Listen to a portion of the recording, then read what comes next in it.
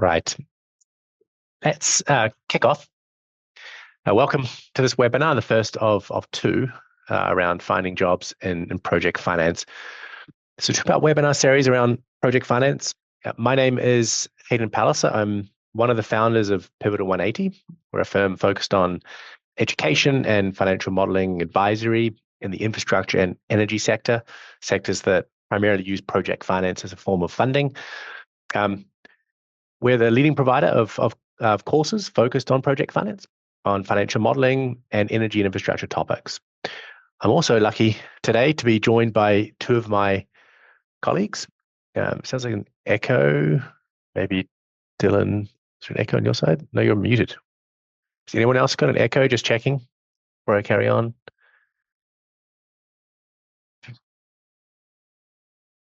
Yeah, it might be on your side. Carly, I don't think there's an echo here. It kind of should be good. So look, I'm lucky today to be joined by two of my colleagues. You can see them both on screen, Amir Mir and Dylan Parks. We are all active practitioners in the industry, and we spend much of our time teaching, also mentoring, helping people get jobs in the sector as well. That's kind of where our passion sits. As to my background, I'm originally from New Zealand. I grew up there, but I lived in New York for over 10 years. I've spent over 20 years in the energy and infrastructure sector across Asia Pacific, Europe, Africa, the Middle East, and the Americas, so kind of all around the world. Like perhaps some of you, I started my life in a different career. I was an engineer before I completed a master's and moved into project finance effectively. Most of my career, I've been focused on the advisory side, and now I do some of that work as well as teaching here at Pivotal180. Also at some universities, including Columbia University here in New York, University of Cape Town in South Africa, and the University of Auckland back in New Zealand. Perhaps I'm just a grey-haired practitioner who really loves teaching. So a little bit about my background. I'll talk about the webinars in a minute, but maybe I'll pass across to Dylan to do a quick intro to himself so you know who's speaking to you today. Hi, everyone. Thank you so much for joining us. I'm Dylan Parks. I originally hail from North Carolina. I'm now in New York, most by way recently of Washington, D.C. and Baltimore, Maryland. My background goes about 10 to 12 years in corporate in-house work, economic advisory, and then the last 6-7 years spent doing project finance for the U.S. government overseas. That was pure debt financing. So that's my representation, as I'm going to be discussing the lending side of this equation today. My career generally started where, as I imagine almost all of yours would, the theater. So I was an actor for a number of years in my youth. If my performance here today is any indication, I think I finally made it, guys. So that's my piece, and I'll pass it on to my colleague Amir. Thank you, Dylan. Tough act to follow, but first and foremost, it's great to have you all here today. Hopefully you enjoy the webinar. It's a pleasure to be here with you alongside Hayden and Dylan. Hopefully, as my accent betrays too, I happen to be a Kiwi as well, although I've lived in New York City for 10, 15 years at this point and been in the US for almost 20 years. And over the last 15 years, I've spent my career in the broader project finance and energy and infrastructure financing world, starting out doing energy work at General Electric, focused on wind and natural gas-fired projects across the US, Europe, Middle East, and Africa. I've been in the private equity type of side of things, buying platform companies who apply project finance day in and day out. And I've also been at two very different extremes as a lender, both as an intern at a green bank very early in my career, and then prior to joining Pivotal180, I ran or rather, let's just say this way, we were trying to launch a green bank within a not-for-profit as a part of the Inflation Reduction Act's greenhouse gas reduction fund. So I was building a bank and a lending strategy prior to joining, but excited to be here with you. Really alongside Hayden and Dylan, keen to set folks up for success because we've gone through these same challenges over the 10, 15 years, faced the same perils, and to the extent we can make your lives easier with this webinar, really looking forward to doing so. Thanks, gents. So, as I said, this is a two-part webinar series, and the first webinar we're focused on today is really about, what are the types of jobs and how do you find them? So we'll cover the company types. What do the most common form of companies in our industry do?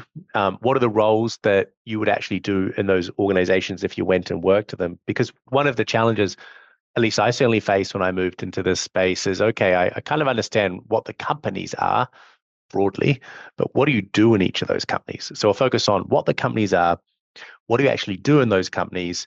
And we'll also talk about different role levels because perhaps some of you are, coming out of undergrad level, some are a little bit more senior. So how do you fit into these organizations depending on your experience? That's the role levels.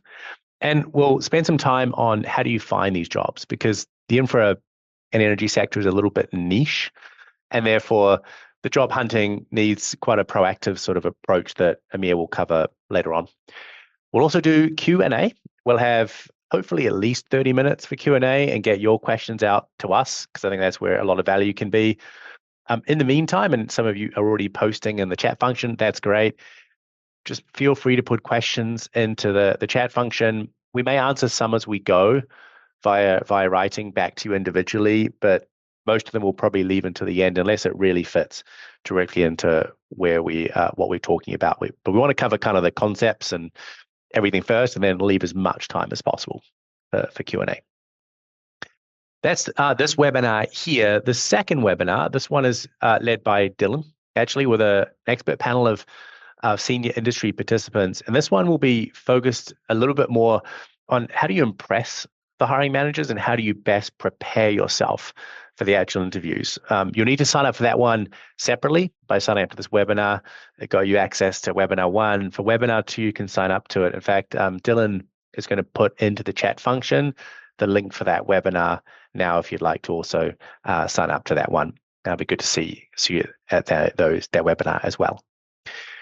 Perhaps maybe the purpose of this overall is to try and equip you with the knowledge that may hopefully guide you to your ideal role. So figure out where you might want to focus your attention and provide you with the insights that can help you ask the right questions when you go to interviews and how to really get those jobs from people who have sat in your shoes before. Admittedly, I was a fair while ago.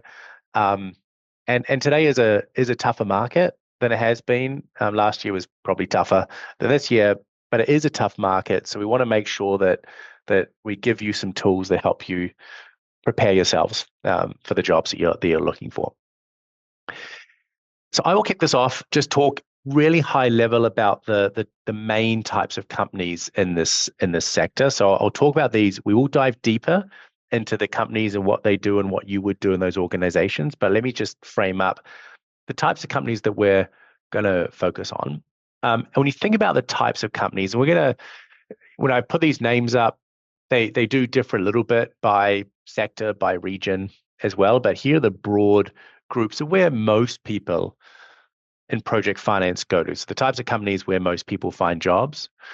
The first is our developer, and Amir will talk more about developers later, but these are the types of companies who design, build, and oftentimes operate, say, renewable energy projects, or it could be an airport per se. So the people that sort of actively own those projects and run them. Lenders, where Dylan works, and Dylan will cover this, these are the people that provide debt finance to projects and to companies. Advisors, which is more my background, those the types of companies who help developers or equity investors raise capital or buy and sell projects and companies. And there's the equity investors, which is back more to Amir, the people that own projects or companies, like they often own the developers themselves. Now, there are a host of other companies, and it's hard to sort of pick 4. And I'm picking these 4 because this is where the majority of our students either work or go to. But there's a lot of other great organizations to go into, and there'll be a lot of overlap with those. But places like credit rating agencies, insurance companies, consulting firms, there's jobs in those places, independent engineering groups as well. There's a lot of other jobs, and maybe through Q&A we can cover some of those as well. But these are sort of the core, the typical project finance 101 types of places where they do a lot of this sort of work. Now, We will cover in more depth what each of these companies do and your roles do as well. But what I want to frame up is as we go through this, some of you may be more senior and looking to pivot at a more senior level. We'll certainly cover some of that as well, but probably the majority of you more either entry level or a few years of experience. And so we're going to focus a lot of what you do initially on the more entry level type roles. And that is what we call analyst and associate. We'll define these as we get a bit further in, but these are the typical names for the entry level roles. So we'll break this down a little bit further, but what I'll start to do is pass across to the other panelists here, and Amir's going to kick us off, and he's going to talk a little bit around sort of the development cycle of assets in the project finance sector, so to sort of position us to understand where do the different parties fit and what do they do, so that we can actually talk about your jobs and what you might be doing in those positions. So I'll pass across now to Amir. Thank you, Hayden. So hopefully you can see on the screen here this, let's call it a chart that shows the project life cycle, right? And we're going to key in on the project in the first instance. Obviously, as Hayden alluded to, there are some stakeholders in the space who may buy companies and platforms that outright do this on a much larger scale, but it's helpful to sort of dig into from the 30,000 feet to the really granular to get a sense of what the day in and day out execution looks like. Because ultimately, hopefully, what you can see from this chart is that as you get further along in the project life cycle, all the different stakeholders are effectively all doing the same thing, finding ways to manage and retire risk in order to create value. But the nature of those risks, the associated tasks and the milestones changes a lot over time, right? So at the one end of the spectrum, if you're looking here early on, when developers or certain more risk-seeking equity investors are involved, you have a lot of risks involved. You may have not secured the site. If it's really early stage, you may be negotiating key commercial contracts, securing the financing, right? Navigating stakeholder issues in the community, as the case may be. But as you go further along, right, both the nature of the risks, the quantity of the risks, the challenges associated with mitigating those risks or figuring out whether you can live them or not changes too. And that informs the nature of the different stakeholders, where they come in, what role they serve as a lead-in, right? So with that provided, right, as an initial framework for thinking about the different stakeholders, I want to start by talking about developers, who are in many respects, if we want to draw the analogy to the broader economy, the closest thing we have to entrepreneurs in the project finance world. They're the people who are bringing the project together, right? They may have 10, 15 figurative balls they're juggling at any given time of projects, like 5, 10 may die on the figurative line, 5 more might be a tremendous success, right? But they're the ones who combine vision and execution and bring something, truly from an idea on a piece of paper or a zip code, as the case may be, to fruition in the form of a multi-hundred, if not billion-dollar infrastructure asset across the board. And so their day-to-day job, right, may be across asset classes. You may have on one end of the spectrum really small developers who focus on something really niche, right? They do battery storage solely in Colorado, right? And then you may have many more established firms that in the energy world, for example, NextEra Energy, Invenergy, LS Power, Clearway, who may be geographically agnostic, invest across asset classes and different types of power plants, other sort of and related infrastructure assets, as the case may be. But the point I guess I want to make is that there's a wide spectrum of types of developers too, two extremes, larger, more institutional firms, smaller, more entrepreneurial ones.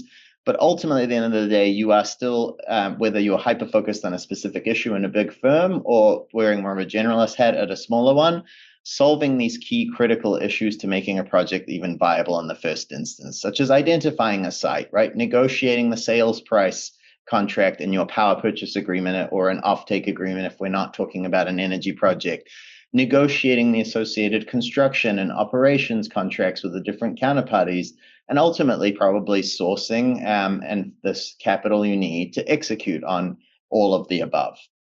So the core skill, if I were to try to synthesize it, is managing and retiring risks over time to result in value creation, right? And day to day for the different folks who, you might be wearing a different hat, but probably using the same tools within the job. Sometimes you might be working on a permitting issue and figuring out, what if this permit doesn't come through and we need to rework the design?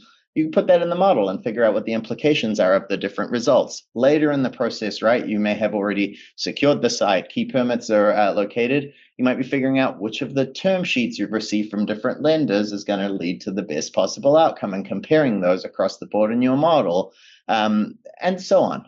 But the point is, you're going to need to be able to do the analysis, the quantitative work, and bring the rigor necessary to identify what the problems are that need solving. And regardless of what stage in your career you're at, ultimately then make recommendations, persuade human beings, and drive positive outcomes. And in the development world, you're going to see the greatest range of possible such jobs, precisely because it's the riskiest period. There's the most issues to be solved. And, oftentimes you've got the smallest, most dynamic teams involved in development, which also gives you a plethora of opportunities to, wear those figurative hats and go deep on a variety of different issues. As I said, it's a spectrum. So even within development, you're going to see a great deal of, heterogeneity, let's call it, from the day-to-day job. If you're at a small firm, it may result in a lot of all of the above. Whereas if you're at a capital markets group at a bigger development firm, you may truly specialize in project finance to the same extent effectively as an equity investor or lender, because the organization can afford to be hyper specialized. And through things like mergers and acquisitions and project finance. But the key takeaway, I think, in any case is there are a lot of jobs in this space. If it's probably one of the easier entry points into the project finance world, because you can make a case about how you can bring value to an organization in a whole lot of different ways, which is harder to do when you're focused on hyper specialized firms. And ultimately, as a result, it can be a great way to transition if the plan is to go to another one of the destinations over time, because you're also going to be in one of the few parts of the value chain where you're getting direct experience across the board as an operator, managing a business, working closely with technical teams. Now, before I hand it off to Dylan, who's going to go deeper on lenders, in the first instance, I think I'm passing it back to Hayden. Dylan will come on later. But I thought I want to sort of leave you with is what makes a good developer, and this is probably true of the other stakeholders as well, is both the combination of the vision that an entrepreneur needs to have come up with a strategy, figure out how to execute on it and create value, but also the execution discipline. Like I said, you're juggling 15 different balls and figurative projects at any given time to figure out how to prioritize your time. What are the things that need solving if I've got scarce resources? How do I apply my time? How do I solve those issues, unlock value by retiring those risks, and ultimately also know when to cut my losses by that same token as well? I use that because it's a nice transition and lead in, because as you can hopefully gather, a developer can't be everything to everyone at all possible times. You can only be so good at everything before sometimes you need expert advice, guidance, or support, which makes this a sort of natural segue to pass it back to you, Hayden, to talk about the roles that advisors play within the ecosystem.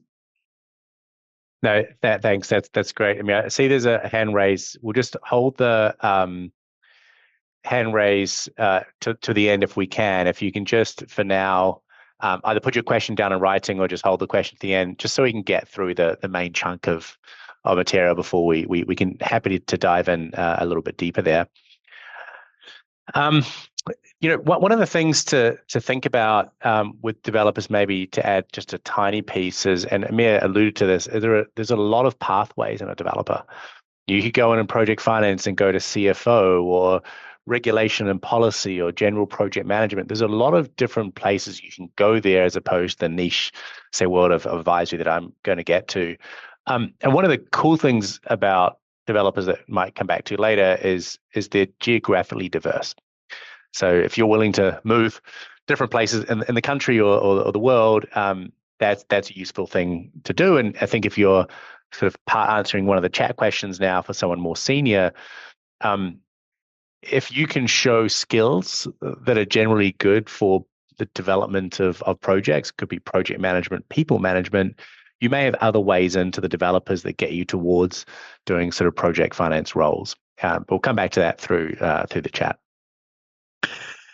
So coming back to this picture, this timeline that Amir talked about, and considering that Amir was taking the role of a developer there, Amir may need an advisor, an investment bank, and maybe that's to help market and sell an asset or a company, or perhaps to help raise funding. And you might ask the question, well, why can't a developer do it themselves? And sometimes developers can. The bigger developers have, as Amir said, these capital markets teams and mergers and acquisition teams.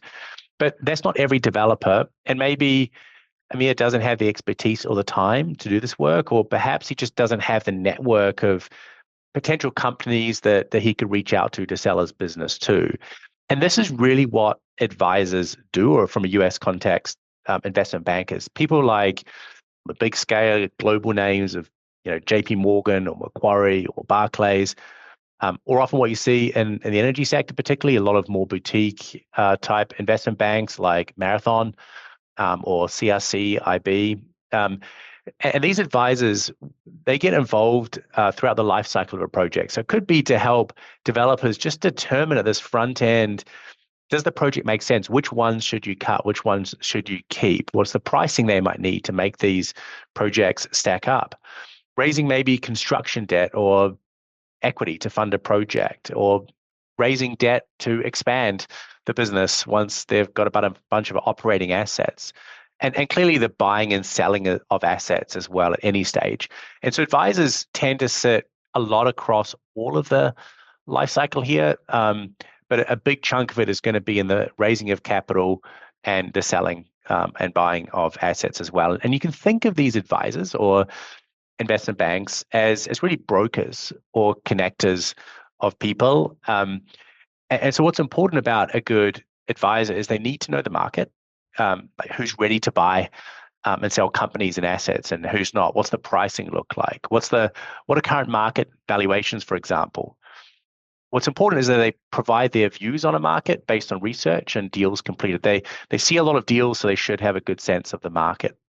And they largely also get paid only when the deal's done, for good and bad. And so bearing that in mind, they're getting paid for doing deals. The question really is, what do you need to have to get good deals done? And that, you need lots of models, PowerPoint presentations or sales material about a certain company, and you need market knowledge.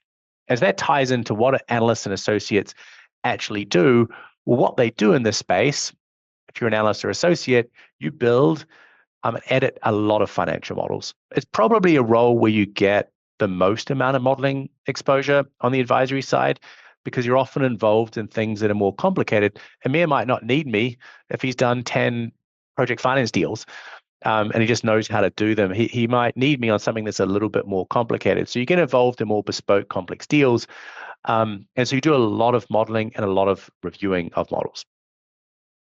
You prepare a lot of marketing material and investment papers to communicate to people what this deal is and why you need money.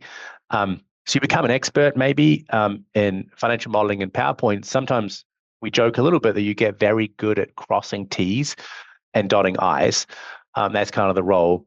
Now, you also, outside of the modeling and the presentations, you certainly get involved in sort of project management. What I mean by that is managing data and processes just to ensure that the right information is ready at the right time. That's really the focus of it, including through due diligence. What that means is you're dealing with lots and lots of people. And part of that means you're responding as fast as possible to everybody that reaches out to you. Doesn't matter what time of day, what day of the week, what holiday you're on. That is one of the downsides of the advisory side. But you're exposed to a lot of information and a lot of stuff.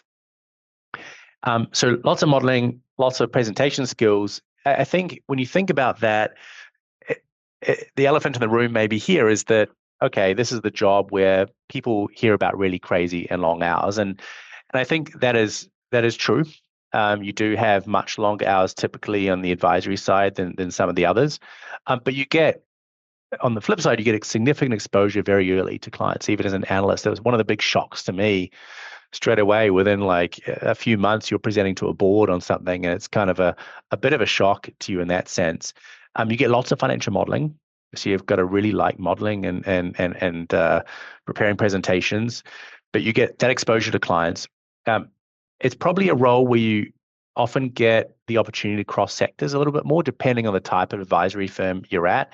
But I was able to work across mining, critical minerals nowadays, core infrastructure, things like airports and ports, power, renewable energy, all across the world. And that was a benefit here. Not saying you can't do that in other groups, but that's pretty common. It's often considered a pretty high utility job on the advisory side. And the reason, what I mean by utility is it's a job where it does lead to lots of other jobs. Going from advisory to development is a pretty common path. It's less common to go from development into advisory. Not saying you can't do it. There's just the more common sort of route. And part of the reason for that is you get a lot of hard skills. You just, you get a lot of reps building models and analyzing things that are important to other jobs in the future. I'm not saying it's the best, just saying that that's an important part.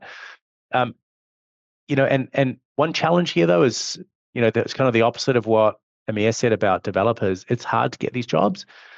They're all generally located in the major cities, and they're quite competitive. Perhaps it's the compensation, the desire for people to do it. I'm not sure, but they're harder jobs to get. What I would also say here is if you want to be a good advisor, what are the things you need to be? Well, first, you're going to have to know that you're going to do long hours, right? And that's not for everyone. And I think younger generations are more aware of these sort of things than perhaps I was. But you definitely need to be hungry. Hungry to learn. You have to be very curious. You want to ask why about everything. Try and understand how things work. And strangely, you have to have a very detailed mindset. I found that really odd coming from engineering into finance, because people think of engineering as a detailed and sort of orientated profession, but I found this sort of role much more detailed, where people want to know what revenue was in year 5. And, for me, I thought, well, I know my model works, I know the returns, but people get very focused on detail. So you have to be ready for that detail in this particular sector. Now, it's not for everyone. A turnover can be pretty high for maybe obvious reasons in the hours and those sort of things. And maybe one other thing to say is, because you're doing pretty complex deals, typically there's probably a little bit less repetition for good and bad in certain sectors. But just a little bit around advisors and advisors, critically, we don't just work for developers, we work for equity investors and lenders. And so I'll pass back to Amir just to talk a little bit around the equity side. Thank you, Hayden. And whilst I just share my screen again here in a second, I'm going to start again really briefly on the same diagram about the project level risk, just the ones that can contextualize where equity sits in. Typically, this kind of framework timeline, advisors tend to span the full spectrum in the sense that, like, you can have different advisors, obviously, who provide different roles at the various different stages. But even within equity, obviously, you've got that same nuance across the spectrum where there are different types who are more risk-seeking. If you can see my mouse cursor here, those might be folks who are coming in even in parts of the development cycle, typically late stage. There can be some who do take true what's called greenfield early stage development risk. Invest either, right before construction. That's another big group. And the bucket that's sort of in this broader area is your risk-seeking type of equity investors, your private equity firms, your vendor finance groups where they sell, original equipment manufacturers might want to sell the technology and they'll co-invest alongside you. Or, more broadly speaking, private equity and other capital providers would sort of come in at these different stages where there are meaningful risks that remain to be retired that can be a source of value if unlocked. On the other end of the spectrum, and this will, Dylan will elaborate on this substantially more than I will, is there is a subset of equity investors who don't want to manage all these risks and are willing to take a lower return, but are keenly focused on the potential cash flow generation of the project to meet their organizational stakeholder needs, mandates, as the case may be. And these are your insurance firms, your sovereign wealth funds, your pension funds who have long-term liabilities and obligations, whether it's insurance payouts or meeting the pension obligations of their stakeholders, who want to come in and are willing to accept lower returns. So keep that in the back of your mind, because in the first group, you have organizations and the kinds of jobs that go with it, like KKR or Blackstone and their various infrastructure funds. Formerly GE Capital and Siemens Financial Services used to be these kind of equity investors and others. Whereas at the other end of the spectrum, and these jobs look a lot more like debt, although they're not, of course, you might have institutions like Allianz, the insurance firm, or various Canadian or other pension funds that also invest in infrastructure assets to fit their mandate and needs. But the job differs in the sense that the underlying project risks differ as well. So the core skill remains managing and retiring risk, but with a far greater focus on capital allocation. Hopefully you've retired the kind of risks that are only a pure play developer would really want to focus on. What you're really trying to do, whether it's via asset sales and acquisitions, if say you're coming in at the late stage and buying a project, is unlocking their incremental value to realize, say, capital gains or then sell it on the back end. Or say if you're a long-term holder, maybe you're focused on, in any case, hopefully you are focused on asset operation, but optimizing operations to drive business outcomes. But the biggest distinction to draw with the developer in this case, besides the fact that you're not going to go nearly as deep across the board, is that you've got long-term, figurative and literal skin in the game, depending on the nature of the underlying project. So you are also an operator and a manager and ultimately owner of this project, who also then has to manage all the various stakeholders, even down to the junior levels in the role where you're providing business insight, communicating to stakeholders and solving problems, as the case may be. So what does that look like day in and day out? The model still remains the hub where everything is consolidated, right?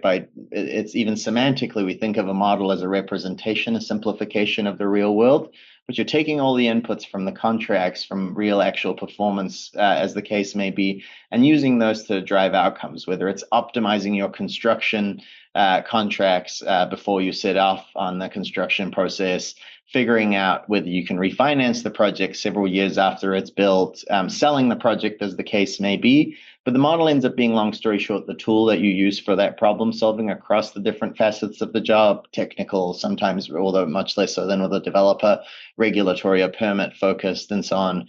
And you're ultimately, once again, taking those tools day in and day out, those analyses, and using rigor to drive decisions and outcomes, whether that's in an investment committee memo to get internal approvals, or in negotiating a shareholder, a share purchase agreement to buy the project from a partner, or negotiating on the other side from the lender, as the case may be.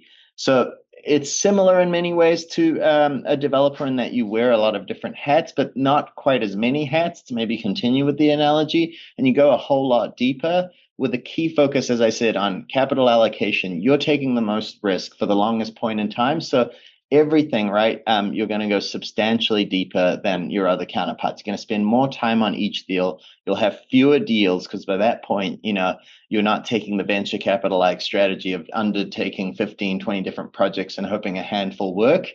If you're considering an equity investment at this stage, you're, all in and going to be deploying tens, if not, hundreds of, in some cases, of millions of dollars. So you want to make sure you get everything right, because the buck stops with you. If things go bad, the equity investor is the one who bears the pain. Of course, the flip side of that is if things go well, you can really do well for yourself as an individual and as an organization.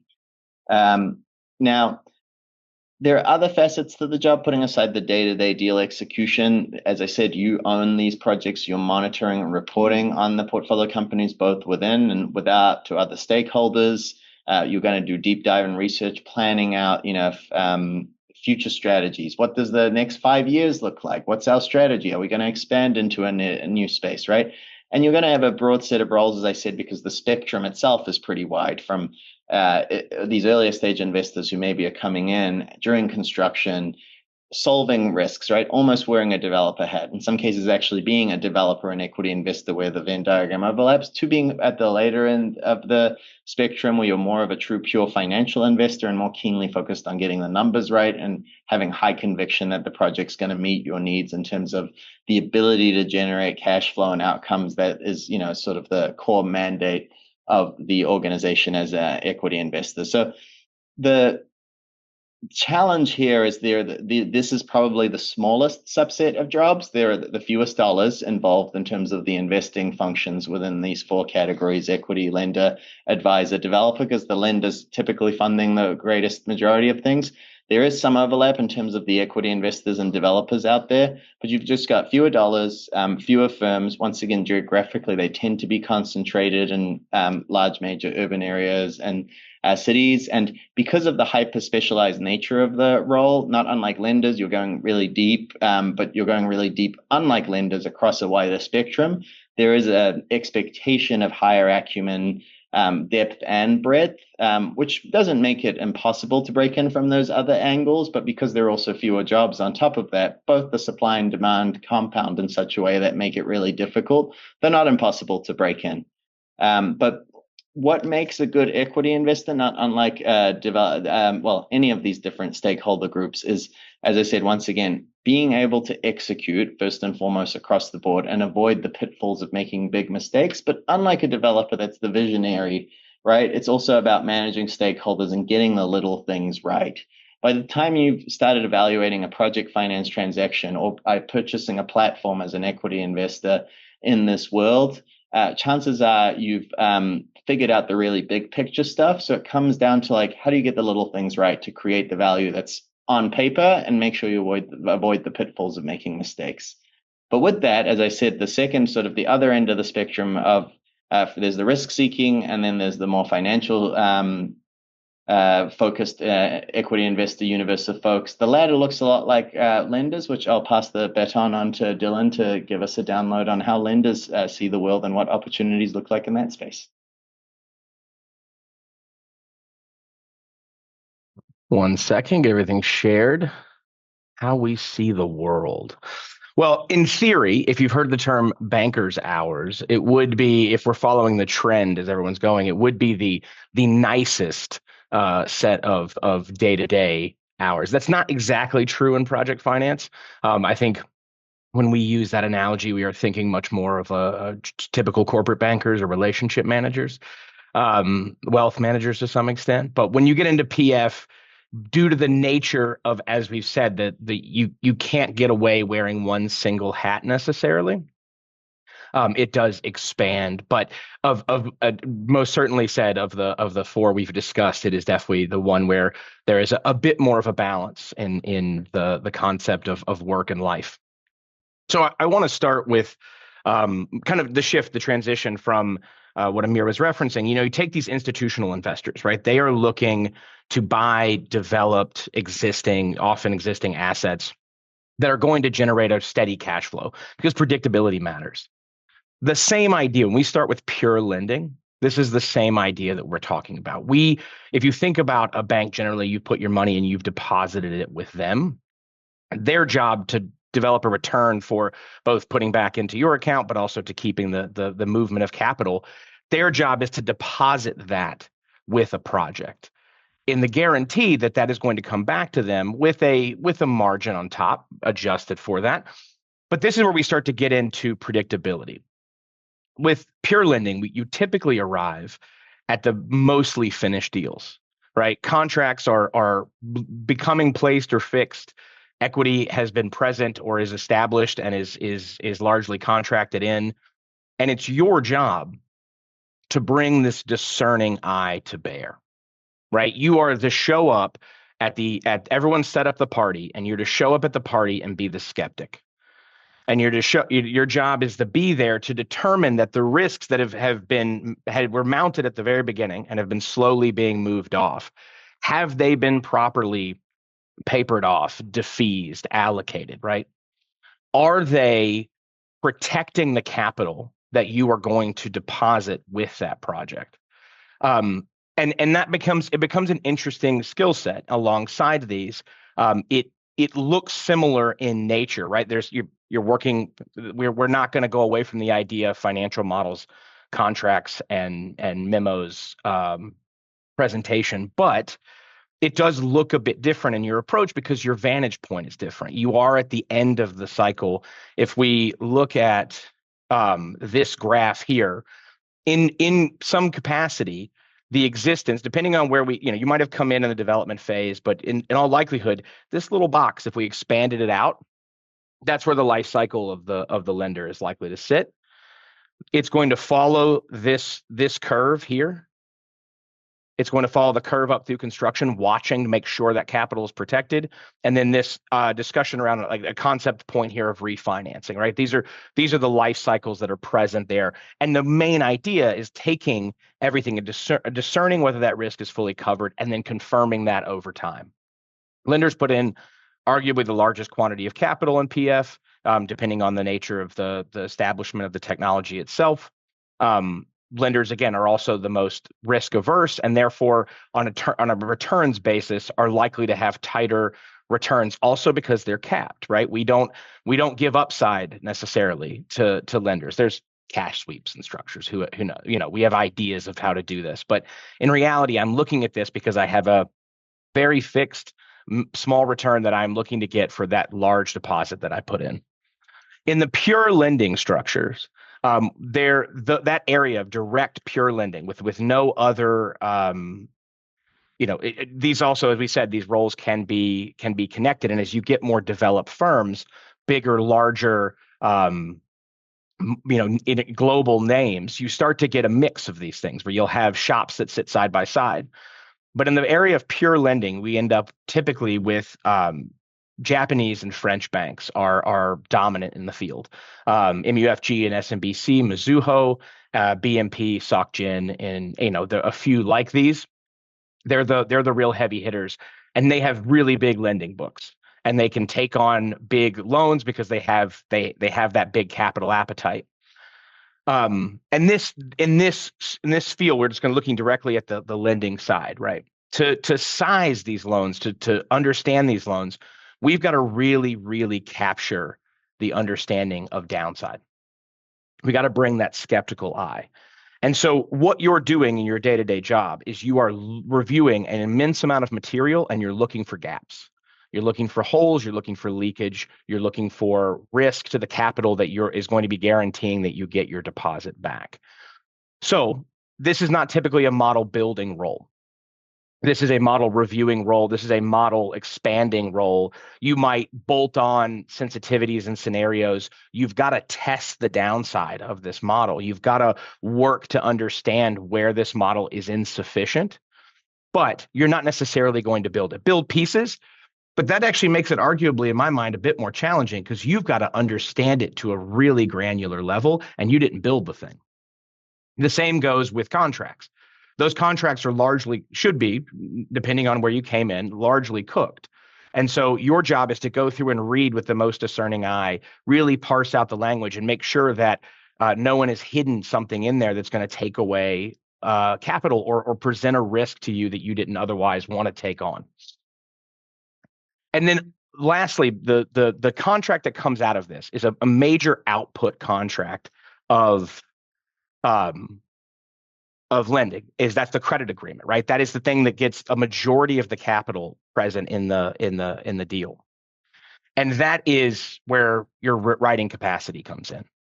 And I will say that when you start in a job in the pure lending side, you aren't going to own a lot of work products. You'll review a lot of models, you'll review a lot of contracts, you'll review a lot of credit papers, you will support a ton of people on transactions, and the quality of your ability to find those little gaps and explain to someone where you saw it and why it's a gap, that's what makes you excellent at that early stage job. In the long run, you're going to end up owning these products and actually end up reading and writing a lot more than you will ever modeling. As you move into the analyst situation, you'll own models that will come from developers, that will come from equity, that will come from advisors. You will sensitize, and you're going to take that microscope, you're going to find the gap, you're going to apply a scenario to it, you're going to look to see if it exploits it and if you lose capital.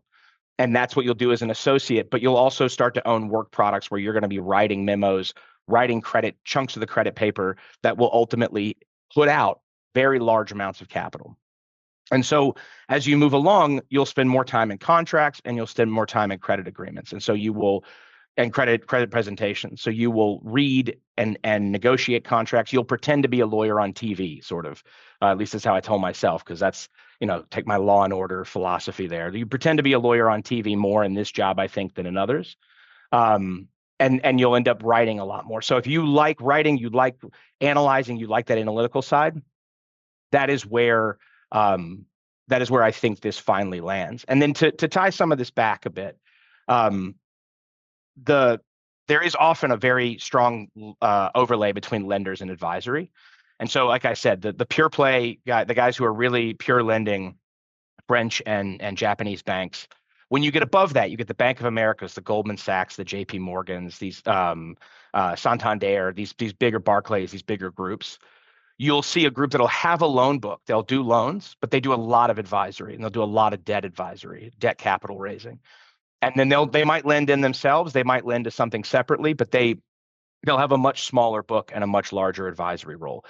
And as you would expect, all the things I told you about that you would need that would make you good at the lending side of this, you would go, those extra steps of being a good advisor would come in. And so that makes those roles, again, a bit more exciting potentially, but also a bit more challenging and a bit tougher to land. I'll say one last thing about definitions inside, when you want to, if you're thinking about getting into that part, there's terms like back office, middle office, front office.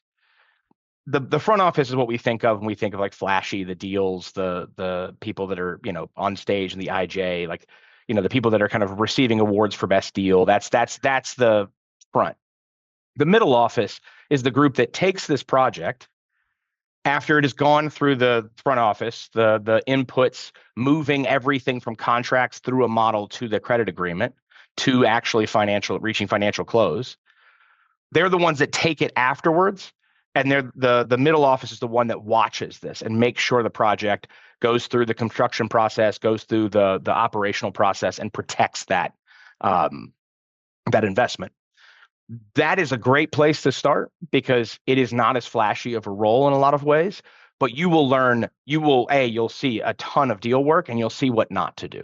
You'll see the ways not to do things and you'll see the ways to do things, and you'll learn in a way that you can expand and move around into other roles in different parts of what we discussed. In terms of exposure, there's a lot of deal experience. You are in the negotiations and the process of those deals as you move through the food chain of working for a lender. And you are much closer to the construction process because you are managing a majority of that capital. And so you work really closely with IEs and the engineering side to make sure that you understand the technology. So this is also a role in which you can bring a lot of technical expertise and gain a lot of technical expertise. You can really focus deep in on a topic if you'd like to. And with that, I will pass this back over to Hayden. We're going to start looking at the roles themselves. Thanks, Dylan. Okay, so I'll go relatively quickly through the roles, and so we have time for a minute to wrap up and we do some Q&A. But we've talked about the types of roles more broadly, and they're kind of similar but different as you see that, and in some ways you want to navigate what the type of role you think you'd enjoy the most. If you find a role you enjoy the most, it's probably the one that's going to get you. You're going to do the best in. What I will say as I go through these titles, they do vary by jurisdiction, by sector, institution, but as a whole, the levels that I'm talking through are the most common, particularly across advisory, lending, and equity. Developers, it starts to get a little bit grayer there. But most entry finance professionals, particularly straight out of undergrad, they start at this analyst level, and staying there for about 2 to 3 years on average. But sometimes, postgraduates or people with some other experience, we can cover through some of this a little bit later, they start at what is called the associate level.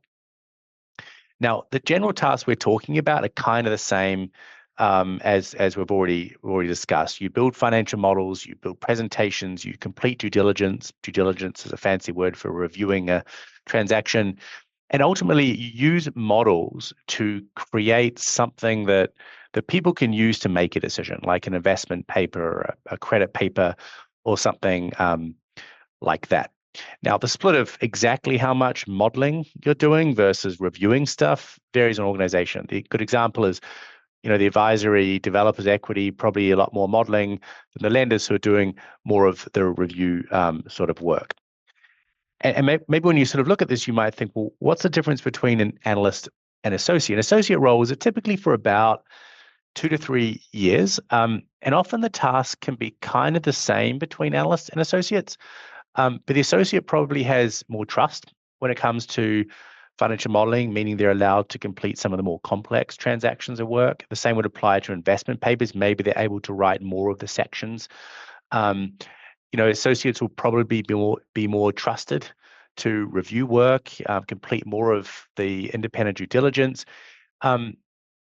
They also probably have some ownership over certain elements. The analysts tend to do the work. The associates might start owning parts of the transaction as well. And maybe in some organizations, the associates do less of the modeling as well. They review the work of analysts, for example. They coach and mentor the analysts as well. So it's just think of the associates as more experienced practitioners. And why this is important as well is that most, say, investment banks, the advisory shops, the lenders, the developers, they pretty much all have new analyst pools, right? So you can get analyst roles at many of those places. However, some of the equity investors don't have analyst programs. They only have entry at the associate level. I think we're seeing a trend of them hiring more analysts, but they only have associate level, and so they're hiring largely from people with experience directly already. I'd say most commonly advisory, but also from lenders and developers as well. They're looking at on the investment side often for people that already have a bit of experience. They don't have to train them up, kind of maybe from day one. Now, what that means is if you're at a postgraduate level, if you've got some other experience, maybe you're an engineer or project management or something like that, you can enter directly into many of these organizations directly as an associate. Other times, even a postgrad, they want you to join as an analyst level as well. Quite often you see organizations have like a special role for like a postgraduate person or someone with some experience called a senior analyst. Or they may say you're coming in as a second-year analyst or a third-year analyst. It really depends on the organization. I would say generally in infrastructure, that most commonly MBAs or master's students don't go directly to associate as they do in other sectors because it's a highly technical industry. The financial models are crazy and big and scary. And so the general trend is that they want you to go in as an analyst. And I think if you're at that postgraduate level or you've got some other experience, you might say, that's ridiculous. I've got 6 years of experience. I had about 7 years of engineering experience. And my initial impression was like, why would I be an analyst? They're the new kids on the block. Well, I think there's a major benefit going back and doing an analyst year because it gives you a chance to get in, build your skills before you're responsible for things and, coaching people on something you've never done before. So I think it's a good idea to go in as a senior analyst or a second or third year analyst rather than jumping straight into associate. And I think there's a pretty high failure rate of people going straight in as associates. First year associate is hard with the responsibilities you've got.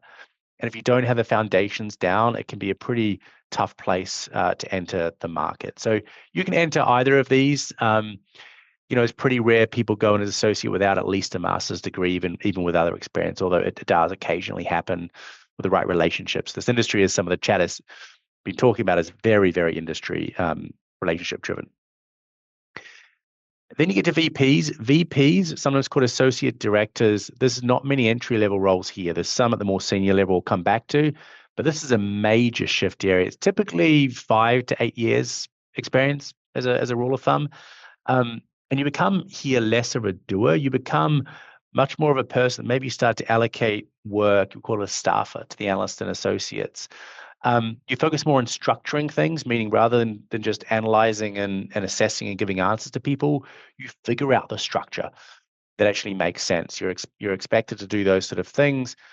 And quite often at this level, you're leading deals or big chunks of them, if not the whole thing. You're involved in commercial legal negotiation much heavier, so you become less of a numbers person to a degree and more of the lawyer, as Dylan was talking about. You present to boards. You're expected to stand up and present clearly to a board. The other shift that happens here is you start to get into sales. And often like a big chunk of your bonus here could actually be tied to origination or maybe at least relationship management. Like get to know people because your clients one day, people you work with are going to be your clients. And it doesn't matter which one of these roles you're in, eventually you will to a degree become a salesperson. You have to sell to someone of some kind. So not many entry level roles here, but as you get up, you actually get some entry level roles again in a strange way. What I mean is entry into this industry. And starting with a director, there's a much bigger focus on origination sales. So if you have really good relationships with people, you can go and become a director at one of the funds or investment banks or whatever it is, or a developer, because you have the right people in your Rolodex, so to speak. You certainly are deal owners, you lead deal teams. So you see a lot of experience. And in infrastructure, what some people are surprised by is these directors, they still use models. They still look at models. In fact, in our training courses, the analysts or the associates say the scariest thing I can ever have happen to me is the director or the managing director says, "Can you please send me your model?" Because they've gone through the rigmarole of learning this stuff, and this is a very detailed sector around the edges that Amir talked about, like find those little things that create value. Those things are often hidden in financial models. But there are entry level roles here for people that are, say, good at sales. And also at managing director, which is just a more senior thing, maybe involved more in business strategy and sales. You'll see this here as well. But there's a lot of moving people between industries at this level because it's less about the execution per se. You bring something special to the table if you're moving across into here. Relationships, product know-how, company management, C-suite experience, whatever that is. What I will quickly say before I pass back to Amir is developers have slightly different naming. They use more corporate style names at times. A VP may instead be a manager or a senior manager. Vice president actually is often called associate director in finance as well. But if you hear vice president and a developer, typically that's someone responsible for a whole department of that, like almost C-suite style level. So a little bit different, but if you're not sure and you're looking for jobs, look at the years of experience, and that gives you the most equivalent guide to what we're kind of talking about. But it's all over the show. I've had conversations recently with developers who are struggling to recruit, and it's just their titles of how they might present them versus most of the other finance titles. So there's no right or wrong, but this gives you a sense of the places of where people are being hired from. With that, I'll pass back to Amir so we can get to some Q&A. Thank you, Hayden. I'll, in that same spirit, be really quick here and talk in broad strokes. Obviously, feel free once we are in Q&A if there's something I didn't touch upon that you want to go back to do, direct this in that direction as the case may be. But regardless of what stage, in the your career you're in when it comes to the project finance and adjacent sort of organizational stakeholder roles and careers, you're always working, in my own sort of gross simplification thereof, from a role that earlier on is going to be focused on precision, getting to the right answers, as a bridge to persuasion, driving outcomes, getting people on board with the decisions that ideally, lead to better outcomes for you and them as well. Hopefully it's not a mutually exclusive zero-sum game. But you can synthesize that, right, to three different buckets, right? So when we talk about quantitative and commercial, right, that's your day in and day out application of your quantitative and, qualitative skills, whether that's the financial modeling, using that to drive structuring results, and then ultimately at the managing director level, exercising judgment, not just on the narrow issue that the VP and analyst have been solving in a specific sensitivity or scenario analysis, but how does this fit into our broader strategy on this deal in terms of the long-term relationship with the counterpart, and so on and so forth, right? Commercial falls into that same bucket, right? So those are the core tenets, if we want to use like a three legs of a stool analogy, of just doing the day job day in and day out. Obviously, we all interact. We live in a society of human beings, so we interact with people day in and day out. So regardless of what industry, what career you're getting into, another leg is always communication skills.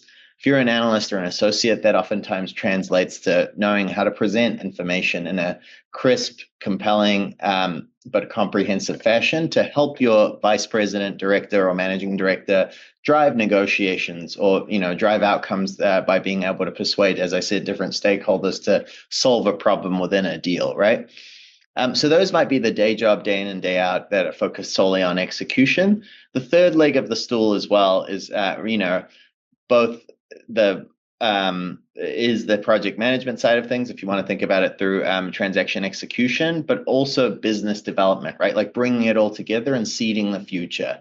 Early in your career, you're probably providing support. If you're in an advisory shop, you might be developing presentation decks, right? If you're the vice president, as Hayden alluded to, or a director, you're starting to build those relationships, planting, the figurative seeds that are going to give fruit in years to come. And when you're the managing director, that may be a large, if not the major portion of your job, as the case may be. But in any case, the overarching current across these different angles, whether it's like the day-to-day execution orientation, whether it's the human element, the intangible communication skills, or the seeding of the future and executing in the present side of things, what's imperative, right, is that you put in the work, right? So if you take nothing else away from what I've said, maybe this last little aphoristic phrase will sit with you and sit with you well.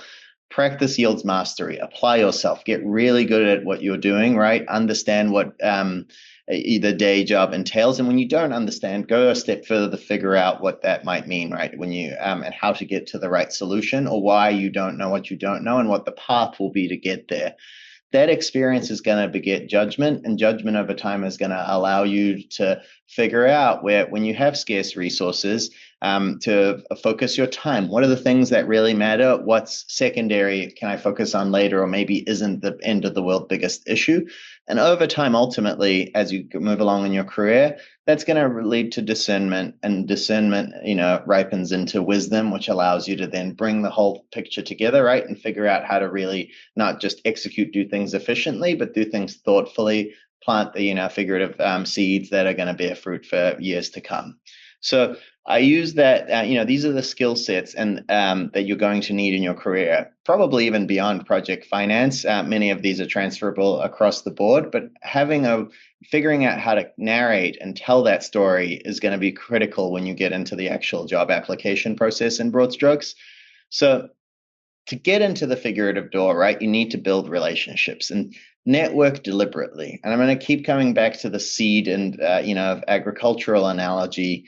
Don't treat it like a transactional relationship. When you're networking, it's like building professional friendships. If you're doing it thoughtfully, you're planting seeds that are going to bear fruit, maybe in years to come, maybe never, right? But you plant the seeds anyway, in the same way that you would, plant a field with seeds. Some aren't ever going to sprout, but do it deliberately, right? And in doing so, also like find areas where it's going to be easier and people are going to give you more of an opportunity. If you have shared, affiliations or affinity groups, you went to the same college, you went to the same high school, you're both from the same small town, right? Lean into those and use those as avenues to break in. And by that same token, right, find people who have a shared passion for the industry. That's going to be, how you get into the door. And then you want to build perspective. Because once you're in the door, you need to be able to demonstrate, all those skills that were on the prior slide, aforementioned, but also demonstrate that you have the perspective to then come in, deliver that value on day one, and also grow alongside the organization and succeed both for yourself and for the organization at large. So read relevant news, get up to speed on what the happenings are, right? Develop a perspective on how the industry might be changing. And hopefully you can convey that not only into thoughtful questions, but a passion that demonstrates you really want this job. You really want to be a part of the organization, right? And a part of it for a long time to come. Now, getting in the door and then making your pitch, that's the first part.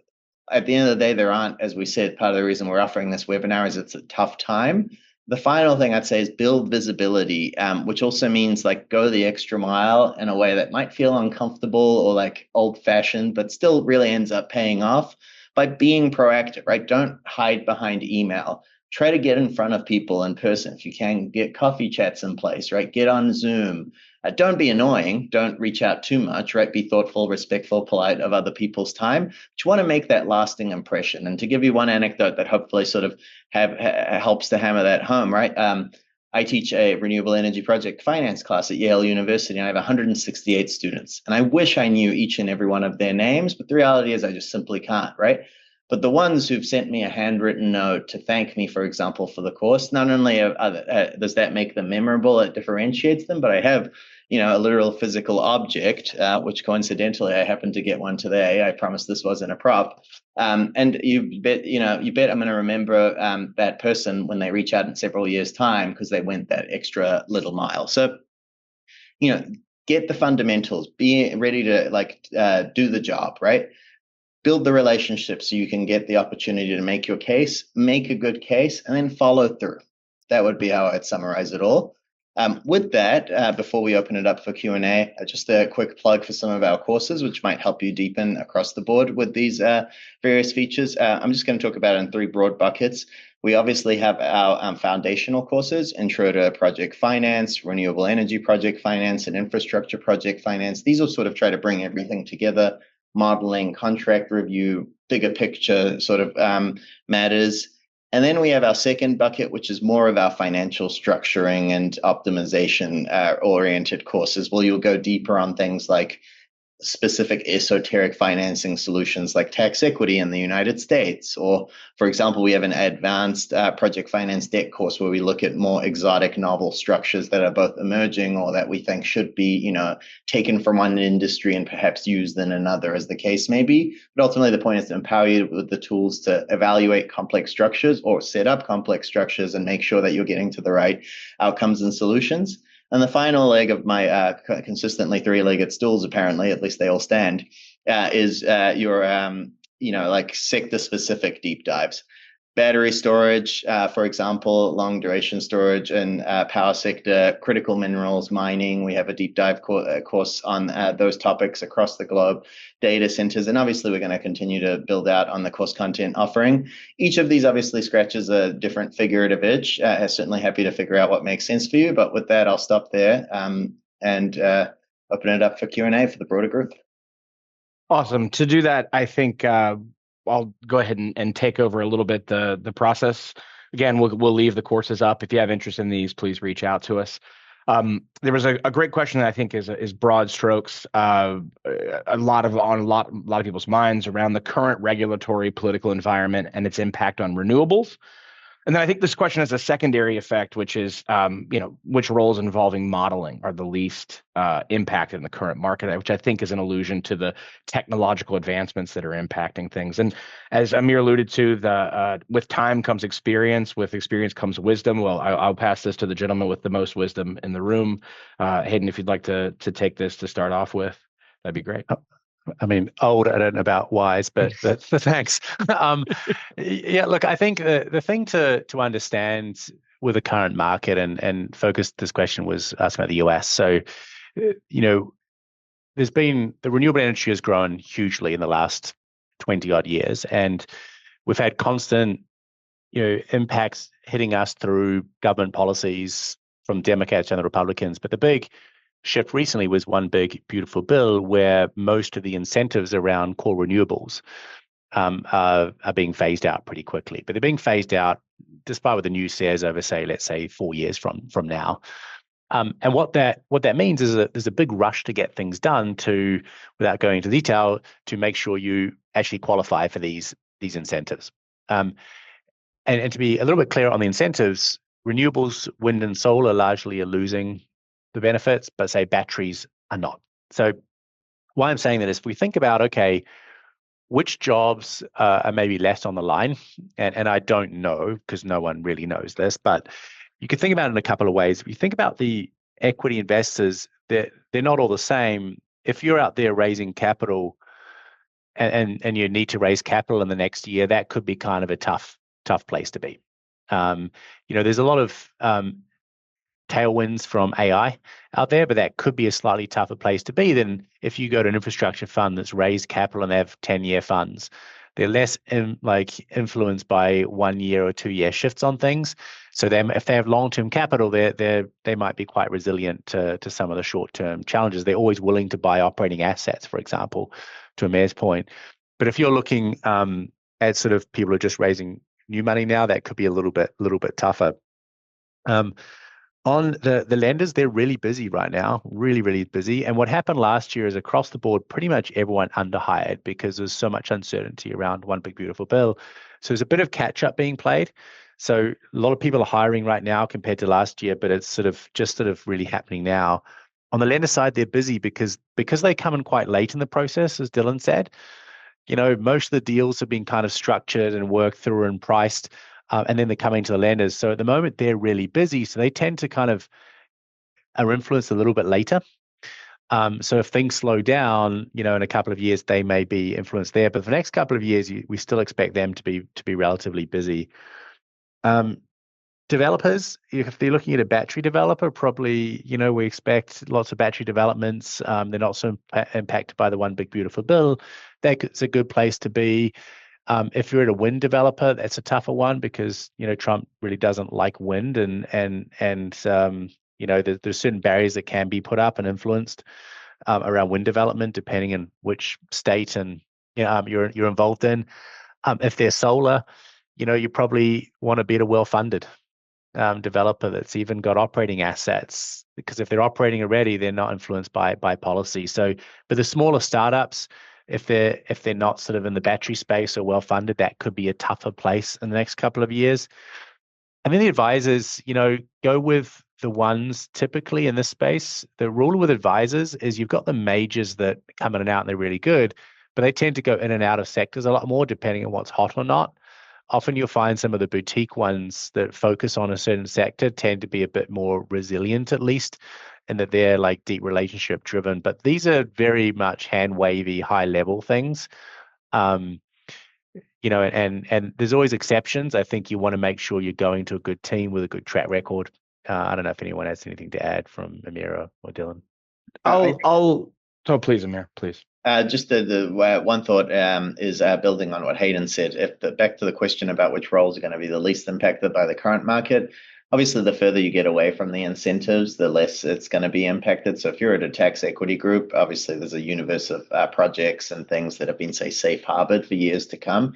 Even once the credits expire per se, people have found workarounds where they'll be able to do it for several years thereafter. So even those jobs, it's not like they're going to vanish overnight.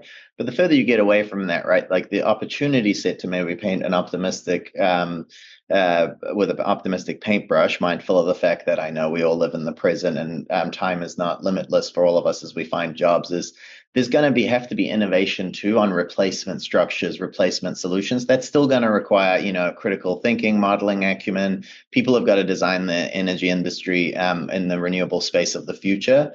In the post, tax equity environment. And that's also an opportunity. And that'll be lenders, it'll be the developers, it'll be equity investors, right? The same stakeholders have to re-envision how they're going to approach it as well. And at some point, they're going to have to start hiring for that, right? Because the industry is here to stay. I mean, those of us who have gray hairs recall when it was tiny. And now, even across the globe, wind and solar installations constituting 80-90% of capacity additions, even in places like Saudi Arabia, which is the cheapest oil on the planet, by way of example, right? So finding those pockets, I guess, where I'm saying where they're thinking about the future and what that vision looks like is also going to be a great way to, mitigate the risk of being in roles that might be directly impacted by uncertain regulatory decisions. And I'll offer just a few quick thoughts since AI ties into this a bit. One, AI has huge energy demand. So everyone needs the energy demand is there. So deployability of solar and wind is still going to remain a high priority regardless of, and the gas turbine issues, right, where they're not due for another 5 or 6 years, that can cause some wrinkles in this. So that the market is still there. So because of the demand for energy needs. And then I would also say that the thought about AI replacing the skill set of being able to do the analysis. No one is going to rely on AI for the investment decision at the end of the day. Or at least in my personal opinion, I don't believe that's the case, or not in the next coming years. Maybe to generate pieces of this, but the analysis, the deep reads, the deep thought, the work that goes into reading, reviewing, maybe synthesis gets a little more automated. But Excel was a tool that got introduced and it just expanded the volume. I think it'll follow a similar pathway. Think about it, using it as a tool and honing in the skills of analysis, reading, writing, like the core pieces of the core pieces of finance in general, the core pieces of project finance, the core pieces of investment. Those can't be automated away as far as I can tell. But we do have a hand up in the chat. So there's a few questions coming in, but Roro, I'll unmute, and if you ask your question for us, please.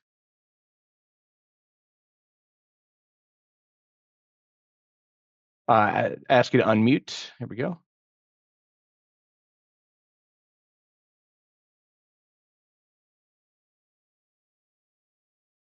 All right. then we'll go back to the chat. Aurora, if you like to come off mute and ask your question, please do.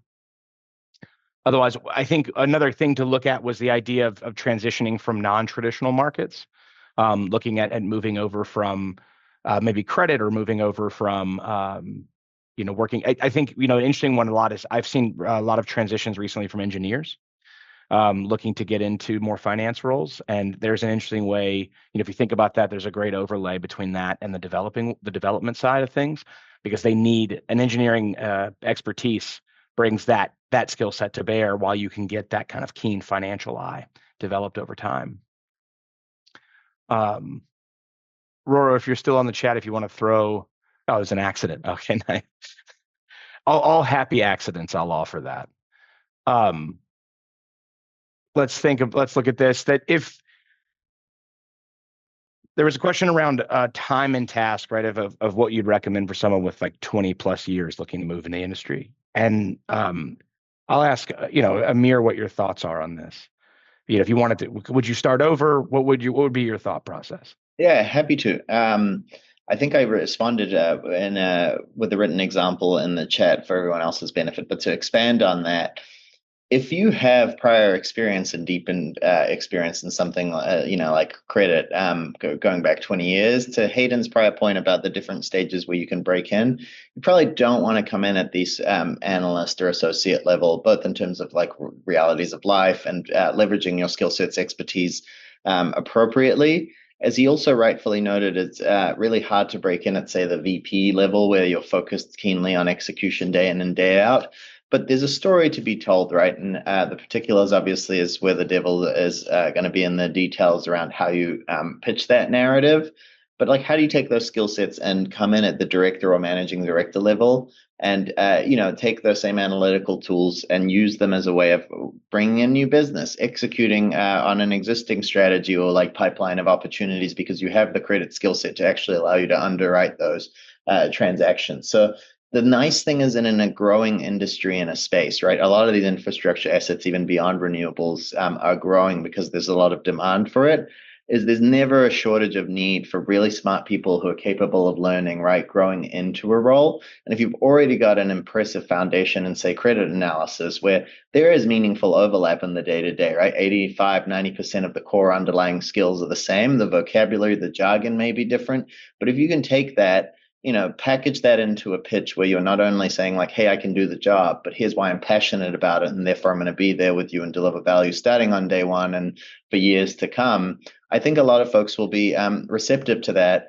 The key will be like, how do you just make sure you don't reduce yourself to just a statistic or a tool set, but bring those intangibles that are going to differentiate you from the next person who maybe has that same skill set? Because if you're pitching at a more senior level and trying to, position yourself as a more sales or business development oriented person, you want to round out then the pitch, obviously, to just go above and beyond just like, hey, I can do the day job, but here's how I can do it well in the context of this organization and our mission, right? And create value for everyone involved.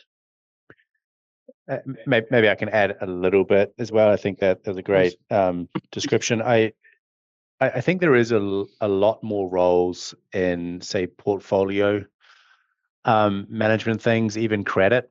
I've worked with quite a few credit teams recently where people with 15 years experience in something else had moved across. As Amir said, is different language, but the same sort of skills. So I think those groups tend to be pretty open to people moving across sectors. In fact, it may be a strength because you've seen other things go wrong that might happen in our sector as well. I mean, clearly the developers, you're going into, a strategy role or something more senior, where it just starts to get you exposure.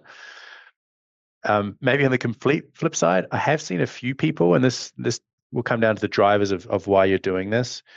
I've seen a few people go back into like associate roles, but the reason they've done it is either because they just love the idea of doing it. It's a role shift. They know the hours will suck, but they'll go pretty quickly through the level, I would think. And it gives them a foundation. I saw a gentleman the other day. I thought he was a managing director sitting in the room. He was he'd been an engineer for 25 years, and he came in as an analyst, senior analyst, but because it was like, all right, this skill set I don't have, so I'm going to go from the beginning and develop it. And I guarantee that person will promote faster because of they've done the reps somewhere else. Yeah. And look, this is a sad but true thing about finance. The finance people are paid too much relative to everyone else. And I remember distinctly, and no, not 20 years experience, but 7 years experience, and the MD saying, "Oh, you'll have a big pay cut when you come into finance as an analyst," but I doubled my pay. So it's got some weird things around that, but it really depends on what you're after and looking at. I think there was a question about which path to take in like a smaller market. It was the specific example being the Canadian market, where there's fewer opportunities. So which one? I think there's never a poor time to take a good look at what your quality of life is and what you're looking for that. If it is something where you are really targeting financial achievement and at a really high level, those clear opportunities, the ones, the investment banking and the private equity, the ones that have really tight markets, that's where that can lie. But there are incredibly fulfilling career, long-term security roles that exist in small market developer groups that are working on a specific type of energy in a specific market. We have worked with a group in Hawaii that does these community work that's like incredibly fulfilling for them. And they it's going to be a career for most of them for the existence of it. So I think you really want to think about what your trade-off between time and value is when you look at all of this, and let that drive your decision, rather than necessarily having to like accrue skills and value. Although again, that is the shiniest object in the room most of the time, and I agree that I'm drawn to it often as well. So just when thinking about those things, I would weigh the trade-offs a lot. Hayden, would you like to take Roro's question? I think it's an excellent one. No, absolutely. So Rory's question was, how do you build the sales skill sets in an analyst or associate position when day-to-day activities may be more technical? It's a great question.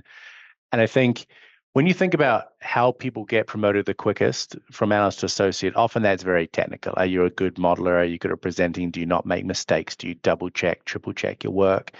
From associate to VP, you see some weird things where people often might go pretty quickly, especially to the VP level, because they're good at sales. And when you think of sales, don't think of it as like knocking on people's doors. It's relationship management.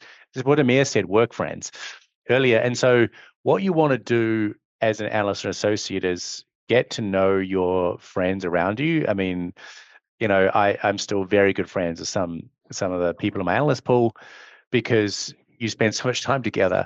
So network with them, but join all of the industry groups. So for example, in many major towns and cities around the world, there's young professionals in energy. And in New York, for example, there's juniors in energy finance. So actually Pivotal180 co-sponsors that with CICIB. Go and join clean tech leaders. There's women in energy. There's a bunch of those groups. Just go and go to industry events and get to know people. They become eventually your friends, and you find out eventually sales is hopefully just speaking to your friends. So just get out and meet as many people and enjoy that journey. That'd be my guidance on that. Excellent. Just to supplement that, I think that's excellent advice. But that's the other side of it is even as an analyst or an associate, you may not perceive it, but you're selling, right? You're just selling something very different. So use each of those opportunities and occasion as a practice run, right? Every time you deliver an analysis to a VP, right? Like I said, audition for the next role within the organization and sell them on hey, here's the problem I've identified. You're obviously going to make the call, perhaps, as my boss or manager or the managing person on the transaction. But here's a couple of suggestions, and nudge them in one direction or the other, right? Because ultimately, sales at the end of the day boils down to persuading someone that you're presenting a thoughtful argument that delivers a better outcome, right? So don't sleep on the fact that even day in and day out within any job, we're getting lots of opportunities to practice communication skills, to make a pitch, right? And use that as then the seeding ground to build the flip side of the coin. Hayden's right. That's how you cultivate the figurative garden. But I'm sort of saying, like in your day job as well, you can also practice the sales, the persuasive skills, the rhetoric in different contexts, so that then when you are faced with the role, right, like you've developed both toolkit skill sets, right, how to present the storytelling, right, and then have the people to talk to and make those sales pitches to. Since Amir brought up two of my favorite words, auditioning and storytelling, one thing I learned when I was doing my theater world in my theater life before this that I thought was fantastic advice was when you walk into a room, remember someone in that room has a problem and you're the one that's there to solve it. It's not that you're privileged to be there. It's their privilege for you to be there. So if you walk into a job interview, that confidence you're carrying in is they have a hole they're trying to fill. You're there to make sure that you're the person for that. Like you're there to say, look, I have the answer to your problem. It's okay. Like we're all going to be good. And maybe not, again, there's an arrogance you can come into at some point, but like the idea is that you can have that confidence when you build that up. You build that over time. You build relationships that have that where people know they go, hey, I have a problem. I'm going to call you up. Can you help me solve this? And that becomes kind of the groundwork for a lot of this. There was one question, I believe we might have time for another as well, around finance and infra roles with tech companies. I think the first thought is thinking about the groups that are participating in this, the more established tech, I would say right now, the Metas, the Amazons, these groups that kind of built out of the tech world, the Musk's companies, et cetera. I think there are, as they start to look at building real infrastructure, so especially in the data center world, I think there's opportunities. I don't think they have a lot of that expertise in-house. And I believe that they are building that expertise in-house now. And they're expanding on that as they go through. Amir, do you have any thoughts with there was some of your experience in the VC world? Yeah, how's the best way to put this? I think they do really cool work. It can be very niche because typically tech companies, right, like their core business might be AI or providing cloud services, or if you're Amazon, effectively you're a big, large logistics business, right? So I think I say that just to frame the conversation through the lens of if you're joining those firms, that's going to be the strategic imperative is how do these infra finance like roles ultimately drive those outcomes, right? So even to take one extreme example of a more VC-like firm, Amazon previously used to have the Climate Pledge Fund, right, which was a $2 billion fund designed to invest in venture capital-like infrastructure assets. But what was key, what was core to that strategy, right, and it's true across many of the tech companies, is how does what we do on this side, whether it has a positive climate benefit or just an economic one, ideally both, right, help our core business and activities, right? So they had to be able to marry whatever they were investing in, whatever they were developing with Amazon's core, activities, whether that would be boxing, shipping, sales, as the case may be. So I just sort of say, when you think about those roles and you look at it, right, how can you not only do the day job, bring the finance infra skill set, but do so in a way that helps them meet that specific strategic imperative that has them in that space anyway, right? Because the only reason a tech company would focus on infra, for example, is it's driving its success elsewhere, right? So there's going to be some nuance to the strategy or approach they're taking that's going to differentiate them from a standard developer or an infrastructure equity investor. Figure out what that key differentiator is and get, ideally, if possible, really good at that, so that when you are auditioning for those jobs, figuratively or literally, as the case may be, you're well positioned to also differentiate yourself from everyone else out in the marketplace who maybe has the standard infrastructure modeling and other skill sets. Please. So just one thing to add, because I think they're interesting roles, and maybe there are some entry level roles from those groups out there. There's certainly a couple, but oftentimes those roles they hire experienced people. There has been a lot of PE people, and for PE go into those roles.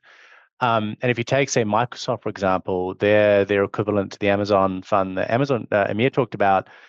They only really hire, apart from their lead, the senior person, they really just hired like high potential people out of Microsoft with almost no experience. It didn't matter, as long as you're really good, you got a chance to do it.